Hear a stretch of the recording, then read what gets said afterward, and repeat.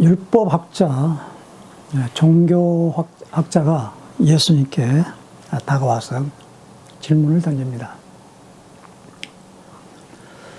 지금으로 말하면 율법학자, 종교학자는 신학 박사와 다름없는 그러한 전통 교육을 받는 율법에 대해서 정통 학자인 것입니다.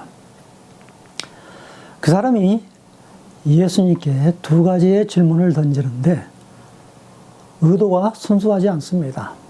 테스트, 시험하기 위하여, 그리고 자기의 의를 돋보기 위하여 예수님께 질문을 던지는 것입니다. 선생님, 내가 어떻게 하여야 영생을 얻을 수가 있겠습니까? 영원한 생명을 얻을 수가 있겠습니까? 그렇게 물었을 때 예수님께서는 바로 자기의 그 생각을 이야기하는 것이 아니로 그 상대방의 그 율법학자이고 그렇기 때문에 네가 알고 있는 그 율법에는 어떻게 기록되어 있고 그 율법을 너는 어떻게 해석하고 있느냐, 그렇게 질문을 하였던 것입니다. 그 율법학자는 자신 있게 대답을 합니다. 온 마음과 정성과 지성을 다해서 주 너의 하나님을 사랑하고 또 내 이웃을 내 몸과 같이 사랑하라. 아주 정확한 율법을, 그 내용을 이야기하고 있는 것입니다. 내 말이 옳도다. 그와 같이 행하라. 바로 하나님 사랑과 이웃 사랑, 이 두 가지를 제대로 우리가 온 몸과 마음과 정성과 뜻을 다해서 주님을 사랑하고 또 내 이웃을 내 몸과 같이 사랑한다면 이보다 더 큰 계명이 어디가 있겠습니까? 그런데 문제는 그 율법학자는 알고 있음에도 불구하고 그것을 실행하지 않고 그냥 책상으로만 알고 있는 지식으로 그치고 말았다는 것입니다. 그래서 그 율법학자는 다시 질문합니다. 내 이웃이 누구입니까? 내 이웃에 대한 정의를 내려주십시오. 그렇게 말씀을 합니다. 예수님께서는 그 종교학자에게 율법의 정의를 그 사마리아인의 비유를 들어서 설명하고 있는 것이죠. 한 유대인이 예루살렘에서 여리고로 내려가는 길에 강도를 만나게 됐는데 다 빼앗기고 상처를 입고 거의가 거반다 죽게 되었다. 그런데 율법학자와 비슷한 성전 안에서 생활하던 제사장과 레위인이 그곳을 지나가게 되었는데 그냥 보고도 비켜가 버렸다, 일부러. 그런데 사마리아인이 여행을 하다가 그 강도 만난 자를 보고 가엾은 마음이 들고 자기의 모든 그 시간을 다 허비하면서까지 기름과 포도주를 그 상처에다 붓고 싸매주고 자기가 타고 온 나귀에 태워서 응급처치를 한 후에 주막까지 데리고 와서 그곳에서 또 보살피면서 그 다음날 아침까지 머물면서 이제 떠날 때 그 주인에게 더 비용이 들면은 내가 돌아와서 더 갚겠다. 그래서 은화 2데나리온을 주고 떠납니다. 그러면서 예수님께서는 강도 만난 자의 이웃이 누구이겠느냐. 그럴 때 그 질문했던 종교학자는 사마리아인이라고 대답을 하지 않고 자비를 베푼 자니이다 라고 그렇게 말씀을 하고 있습니다. 너도 가서 똑같이 이와 같이 해라 라는 그런 내용인 것입니다. 오늘 우리가 하나님의 계명, 영생을 얻는 데 있어서 하나님의 말씀을 준행하는 데 있어서 우리는 예배당에서 수없이 좋은 설교 말씀을 듣고 또 성경 말씀을 읽음에도 불구하고 하나님의 계명을 우리는 100% 수행할 수가 없습니다. 준행할 수가 없습니다. 율법을 읽으면 읽을수록 우리가 죄인이라는 것을 깨닫지, 우리가 그것을 실행함으로 인해서 우리가 구원함에 이른다고 라고 성경은 말하지 않는 것입니다. 오늘 여기에서 예수님께서 말씀하고자 하는 것은 그 영생을 얻는 그 비밀이 머리로만 아는 그러한 그 지식, 율법으로 얻는 그러한 행위로 되어지는 것이 아니다 라는 것을 말해주고 있는 것입니다. 그 종교학자는 첫 번째, 두 번째 질문이 전부 율법적인 그런 질문인 것입니다. 내가 어떻게 해야 하느냐, 율법의 행위를 강조하고 있는 것이죠. 그리고 두 번째 그 질문도 내 이웃이 누구인가? 바로 그 이웃이라는 그 중점 센터가 바로 자기라는 겁니다.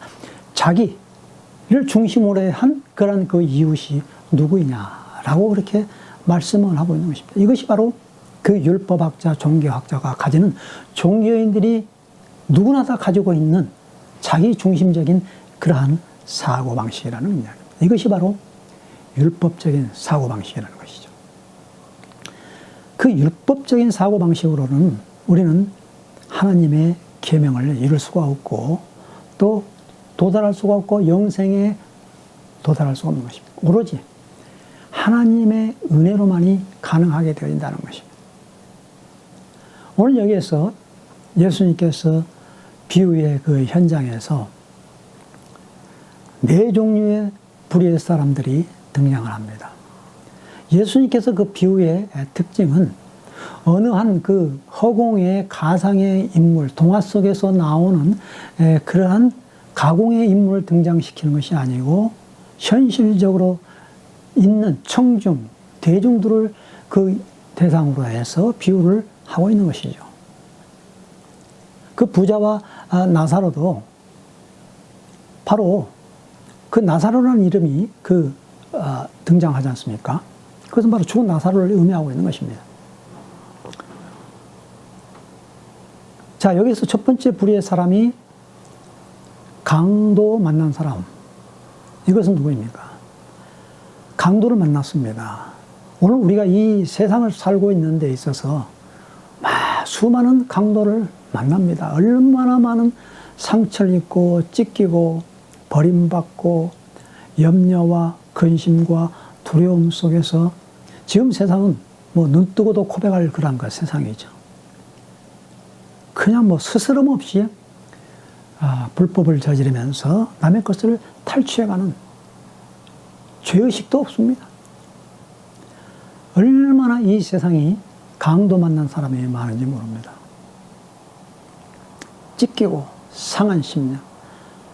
그래서 이사야 1장 5절에서 6절 보면은 그 하나님을 떠난 백성들의 상태를 묘사하고 있는 것이죠. 얼마나 참 비참한 우리 인간의 모습입니다. 하나님을 떠난 인간의 모습은 바로 혼자 일어설 수 없는 만큼 거반 죽게 된 그러한 상태에 이르게 되어진다는 이야기인 것입니다. 우리는 태어나자마자 죽음을 향해 달려가고 있기 때문에 거반 죽은 상태입니다. 숨은 내쉬고 있지만은 어떻게 보면 시한부 인생이라는 이야기죠. 그래서 우리는 혼자 인간의 스스로 일어설 수 없기 때문에 아담과 하와가 범죄함으로 말미암아 죄가 들어왔고 사망이 들어왔고, 그렇기 때문에 두 번째 아담인 예수 그리스도가 이 땅에 오시게 된 그러한 이유인 것입니다. 강도는 누구입니까? 꼭 우리가 칼을 들고 총을 들고 폭력을 휘두르는 사람을 우리가 강도라고 할 수가 있겠죠. 그러나 그보다도 성경에서 말하고 있는 영적인 차원은 바로 흑암의 권세, 사단의 권세, 눈에 보이지 않는 우리의 심령을 탈취하고 우리의 상한 심령을 주는 그러한 강도라는 이야기입니다. 얼마나 사람들을 미워하고 살인하게, 미워하는 자는 살인한다고 그랬지 않습니까? 비방하게 되고 말이죠. 이것이 다 사단이 주는 그러한 전략인 것입니다. 사단은 특별히 우리에게 하나님과의 그 관계를 빼앗습니다. 하나님과의 관계를 끊어버리는 것이 바로 사단의 전략인 것입니다. 하나님만은 믿지 마라. 하나님만은 영적으로 관계를 맺지 말라. 이것이 바로 사단의 전략인 것입니다. 수많은 강도 떼들이 달려드는 것이죠. 그 강도 만난 사람은 모든 게 다 빼앗기고 그냥 그저 반 죽은 상태에 두어져 버리고 말았습니다. 세 번째 불의의 사람은 제사장과 레위인입니다. 오늘날 흔히만 하고 있는 종교인이죠. 종교인. 성전 안에서 생활하는 사람들이죠. 성경책을 끼고 말씀 속에서 산다고 하면서 아주 참 그렇게 신앙생활을 잘한다고 하는 그런 그 불의의 사람들.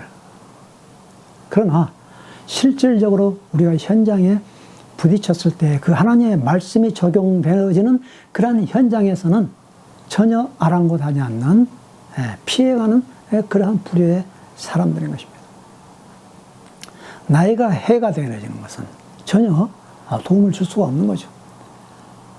오로지 그 종교학자에게 그 이웃은 바로 자기와 친한 사람, 자기 부리와 같은 사람, 자기와 친밀한 사람, 자기와 연관이 있는 사람, 그러한 사람들이 바로 자기의 이웃이지 어떻게 사마리아 사람 같은 개와 돼지로 여기는 그러한 사람들을 그 이웃으로 여길 수 있겠느냐. 그러한 사람들이죠. 같은 동족 유대인이 강도를 만났음에도 불구하고 제사장과 레위인은 어떻게 보면 그 율법을 알기 때문에 부정한 그 시체를 만지면 안 된다는 것을 알고 그렇게 피해갈 수 있을지도 모르겠습니다.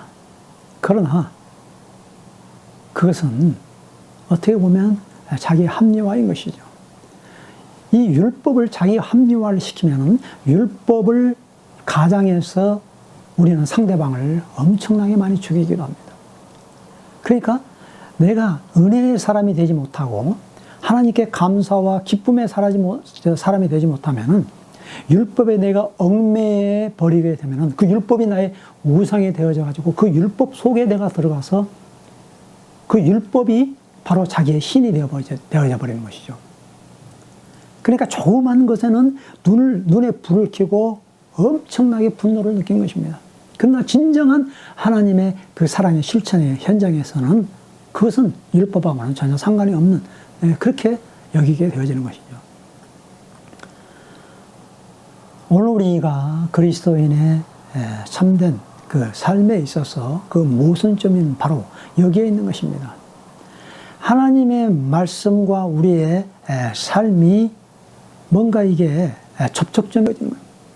그러니까 어떻게 보면 율법과 은혜는 동전의 양면인데 같이 가는 것이죠. 율법은 우리의 죄, 우리가 할 수 없다는 것은 죄라는 것을 깨닫게 하는 것이고 그렇기 때문에 우리가 은혜에 주님이 필요하다는 것입니다.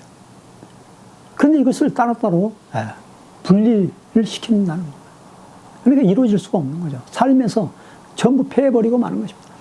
그러니까 주일날 아무리 수십 번 교회를 다닌다 할지라도 새벽 예배를 다닌다 할지라도 예배당 안에서만 아름다운 신자처럼 보이지 예배당만 밖에 떠나오면은 일반 세상 사람들하고 똑같은 그런 생활을 하게 되어지는 겁니다. 구분이 되어지질 않아요. 마지막으로 네 번째 불의의 사람은 사마리아 사람이 그곳에 지나가게 돼요. 유대인들이 가장 싫어하는 사마리아 사람. 아마 그 유대인이 강도를 만나서 완전히 3분의 2, 거의 거반 죽게 되었다고 그랬지 않습니까? 아마 3분의 1 정도만 살아있어도 자기 곁에 다가오는 자기를 치료해 주려고 하는 그 사마리아인을 보았을 때 아마 거절했을 것입니다. 이 사람이 사마리아 사람이 사마리아 냄새가 나네? 나는 싫어. 너에게는 내가 죽으면 죽을지언정 당신에게 도움을 받고 싶지 않아. 그렇게 했을지도 모르겠어요. 그러나 그 사마리아 사람은 그 강도 만난 사람에게 먼저 첫 번째가 뭐냐면 치근히 여기는 마음이라는 겁니다. 긍휼히 여기는 마음이라는 것입니다. 우리의 신앙생활에 있어서 은혜의 생활 첫 번째 단계가 바로 우리의 그 마음이 있지 않습니까? 정말로 그 찢어지는 마음과 고통과 그 아픔, 이것이 우리에게 있어져야 된다는 겁니다. 우리가 많은 기도를 하죠. 자녀들 위해서도 기도하고, 뭐 친구들 위해서 많이 기도하고, 또 직장을 위해서도 많이 기도하는데, 우리가 뭐 돈 많이 벌고, 또 우리가 잘 살기 위해서, 우리 직장의 그 승진을 위해서 기도하는 거 좋습니다. 그것도 좋아요. 그러나 그보다도 우선적인 것은 하나님 안에서 우리가 영적으로 깨어 있어야 된다는 것입니다. 우리 주위에 그와 같은 사람이 깨어 있지 못하면 그냥 우리의 심령이 끓어오르는 그런 그 아픔, 우리 자녀들이 하나님의 말씀으로 떠나버리는 그러한 그 삶, 얼마나 마음이 아픕니까? 그 돌아온 탕자, 그 아버지가 그 얼마나 그 자기 아들이 돌아오기만을 기다리는 거예요. 예수님께서 가엾은 마음 표현을 아주 극렬하게 표현을 한 장면이 나사로에서도, 죽은 나사로의 장면에서 나옵니다. 그 나사로를 죽었을 때 그 마르다와 마르다도 그 울고 있고, 그런데 예수님께서 그냥 그곳에 와서도 얼마나 그 측은한 마음, 창자가 끊어질 듯이 그 아픔, 그 고통, 우셨다고 했습니다. 이것이 바로 그리스도인들의 마음이라는 것입니다. 이 긍휼의 마음. 그러니까 우리가 이 인격적으로 우리가 대한다, 이 말은 흔히들 이렇게 우리는 생각해 볼 수가 있습니다. 예를 들어서 높은 권력을 가지고 있는 사람, 나보다 돈이 많고 나보다도 그 권력이 많은 사람들 앞에서는 우리가 참 착한 사람으로 많이들 변합니다. 누가 그런 사람들 앞에 우리가 당당하게 할 수가 있겠습니까? 다들 고개를 숙이고 굉장히 착한 척 많이 합니다. 그것은 어떻게 보면은 진실이라고 볼 수가 없는 거예요. 물론 진실되게 하는 사람도 있겠죠. 그러나 나보다도 낮은 사람, 나보다도 비천한 사람, 나보다도 연약한 사람, 쓰러져가는 그러한 사람들 앞에 우리의 그 인격을 보여줄 수 있는 그러한 찬스가 바로 그러한 사람들에게 있다는 것입니다. 그러한 사람들에게 우리가 어떻게 대하느냐라는 것입니다. 그것이 바로 자기의 솔직한 진솔한 인격이라는 것입니다. 그래서 우리의 마음을 일구어야 돼요. 우리의 마음을 다져야 되는 것입니다. 가시밭, 돌짝밭, 그런 그 쓰레기 밭이 아니라 그냥 부들부들한 그런 옥토밭, 하나님의 말씀 한마디 한마디가 그냥 나에게 콕콕 박히고 말이죠. 그냥 어떤 때는 찬양을 하면서 손을 들면서 울면서 찬양을 하고, 그 연민의 정, 그 하나님의 말씀을 떠나 있는 그러한 가족들을 향하여서 그 눈물을 흘리는 그러한 창자가 끊어지는 그런 아픔, 고통, 이러한 것이 없으면은 우리는 그 강도 만난 자에게 이웃이 될 수가 없는 것입니다. 사마리아 사람은 그 강도 만난 사람에게 그와 같은 정을 듣겠다고 그랬습니다. 그리고 가까이 갔습니다. 멀리서 도와주는 건 아닙니다. 가까이 가야 됩니다. 그 사람과 함께 같이, 함께 안아주는, 여러분 피 묻은 그 강도 만난 사람을 우리가 어떻게 안아줄 수가 있고, 그 피가 흘리는 상처, 투성이 있는 그 사람을 자기가 타고 온 그 안장, 나귀에다가 어떻게 실을 수가 있겠습니까? 우리는 조금만 우리 자동차 시트에 더러워져도 우리는 굉장히 참 그것을 안 좋게 생각을 합니다. 그런데 사마리아 사람은 그 강도 만난 사람에게 기름과 포도주를 부어서 소독을 하고 상처를 싸매줍니다. 자기가 타고 온 그 안장, 나귀에다가 그 사람을 태우고 주막을 향해 가는 그 모습, 그곳에서 하룻밤 같이 지내면서 치료해주고 고쳐주고, 그 다음날 아침에 떠날 때에도 모든 것을 다 보장해주는, 마치 예수님께서 말이죠, 십자가에서 우리의 죄를 위하여서 그 물과 피를 쏟으시는 그러한 그 장면의 모습이 연상되지 않습니까?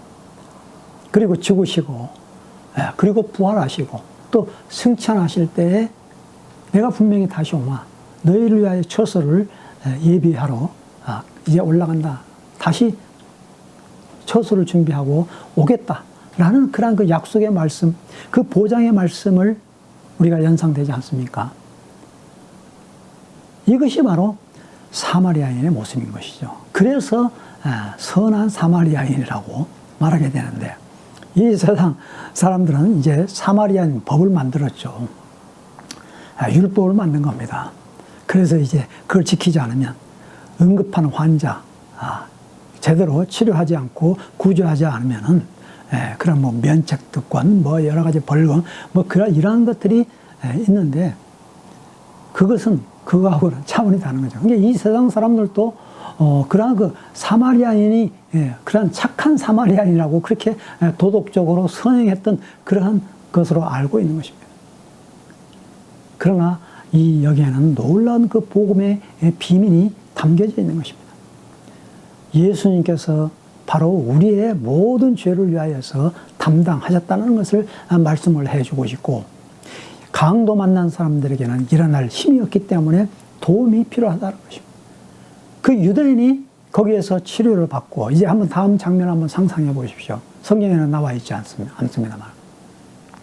그 치료를 받고 이제 살아났을 때, 일어났을 때 그 주먹으로 주인으로부터 모든 그러한 그 상세한 이야기를 들었을 것입니다. 그렇고 나면은 이 유대인은 사마리아에 대한 인식이 어떻게 바뀌었겠습니까? 그리고 또다시 자기와 같이 강도 만나는 사람을 보았을 때 그 유대인은 어떻게 느꼈겠습니까? 똑같이 행할 수밖에 없는 것이죠. 왜? 그의 사랑과 그의 긍휼과 그분의 인자하심을 맛보았기 때문인 것입니다. 우리 신앙생활은 맛을 보아야 하는 것입니다. 주님과 교제함과 그 주님의 사랑과 주님의 긍휼하심과 그 주님의 은혜를 맛보지 않으면 진정한 사랑을 베풀 수가 없는 거죠. 경험을 해야 된다는 거예요. 경험에서 우러나오는 그런 신앙. 이것은 누가 시키지 않아도, 누가 보지 않아도 자동으로 하는 거죠. 우리가 홀로 있을 때 말이죠. 기도하고 말이죠. 더 열심히 누가 보는 앞에서 기도하는 것보다도 그 홀로 있을 때 하나님 앞에 진실되게 막 눈물을 흘리면서 통회하면서 기도하는 게, 그게 진정한 그런 그 회개의 모습의 기도 자세 아니겠습니까?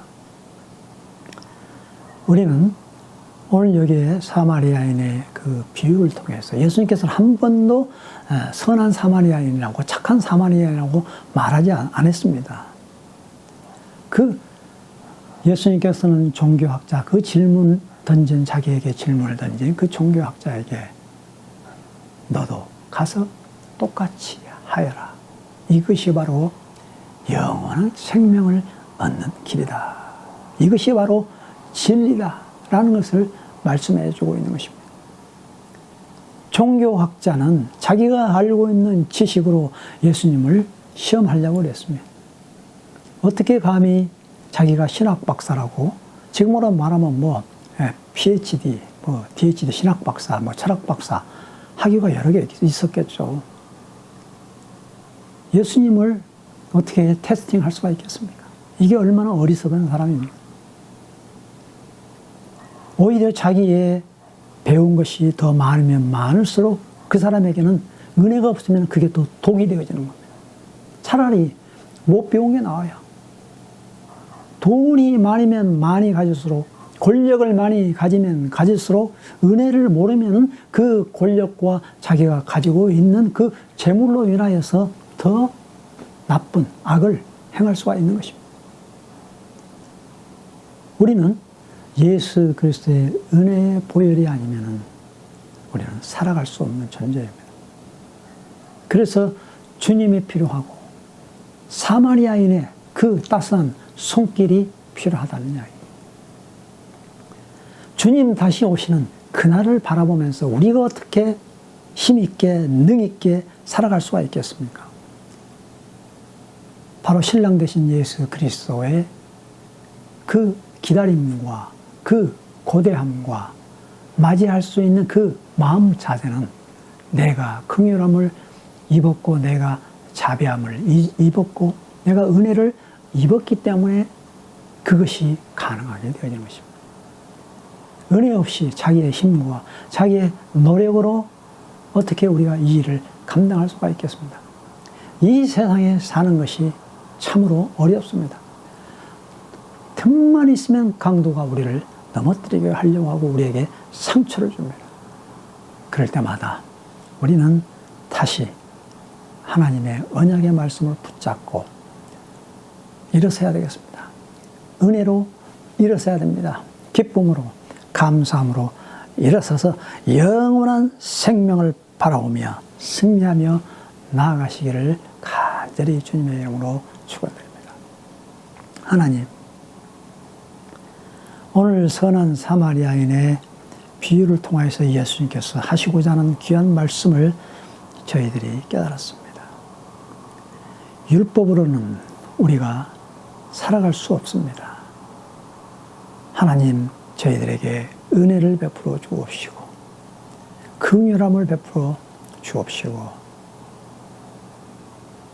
저희들이 강도 만난 사람으로서 많은 상처를 입고 피를 흘리며 쓰러져 갖고 있고 거의 반절은 죽게 된 그러한 상태에서 주 예수 그리스도의 은혜의 긍휼로 십자가의 보혈로 피로 말미암아 우리의 모든 상처가 싸매짐을 받았고 용서함을 받았사오니 주님, 이 사랑으로 저희들이 살아갈 수 있게 도와주옵시고 이 은혜로 우리가 이 험난한 세상을 헤쳐나갈 수 있도록 하나님 도우시옵소서. 먼저 우리에게 그 연민의 정을 허락하여 주옵시고 남을 대할 때 내 자신처럼 가엾은 마음으로 남이 상처를 받는 것이 곧 나의 고통이요 남이 슬프고 남이 고통을 당한 것이 곧 나의 고통이요 나의 슬픔으로 받아들이며 그 사람을 대할 수 있게 도와주옵시고 나보다도 연약한 사람, 나보다도 가난한 사람, 나보다 더 강도 만나서 상처를 입은 사람들에게 사마리아인처럼 경비를 쏟아붓고 시간을 쏟아붓고 모든 것을 쏟아부어서 그 사람과 같이 함께 일어날 수 있는, 그래서 다시 오실 주 예수 그리스도 신랑 되신 예수 그리스도를 기쁨으로 맞이할 수 있는 저희들이 되어지도록 늘 축복으로 함께하여 주옵소서. 예수 그리스도의 이름으로 기도 올렸나이다. 아멘.